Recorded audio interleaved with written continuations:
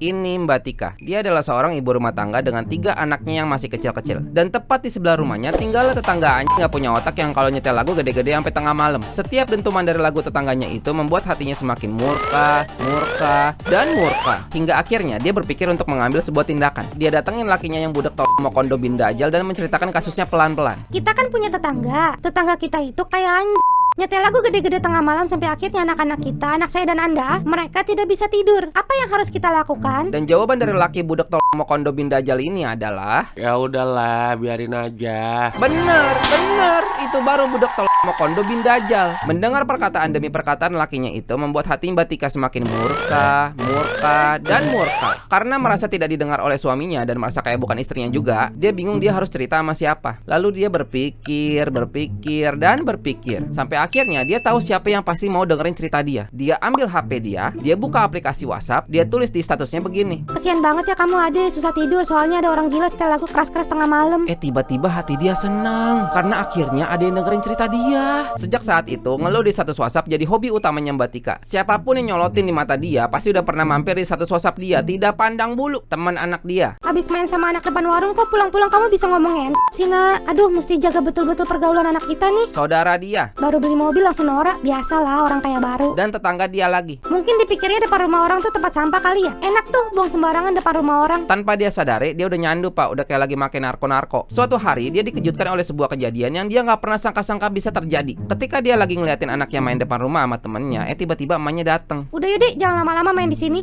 Kenapa? Lah, kenapa? Kan angin gak ada, hujan gak ada. Salah anaknya apa? Salah Mbak Tika apa? Lalu dia berpikir, dan berpikir. Sampai akhirnya dia tetap gak tahu kenapa. Terus kalau anaknya udah gak punya teman kayak begini gimana dong? Apa yang harus Mbak Tika lakukan?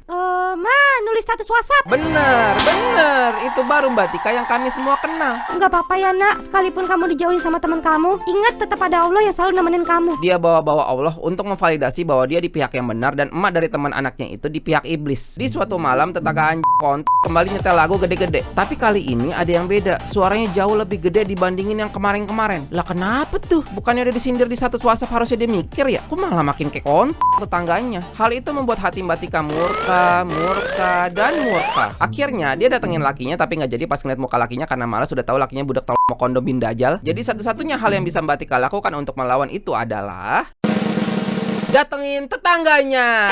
Enggak, nulis status WhatsApp. Bener. Sabar ya adek, mudah-mudahan sampai jam 12 suara dari setan-setan udah hilang. Kali ini dia mau pastiin bahwa tetangganya atau minimal bini tetangganya itu baca status dia dan yes, kelihatan dibaca sama bininya. Artinya tetangganya mikir dong, tahu diri dong.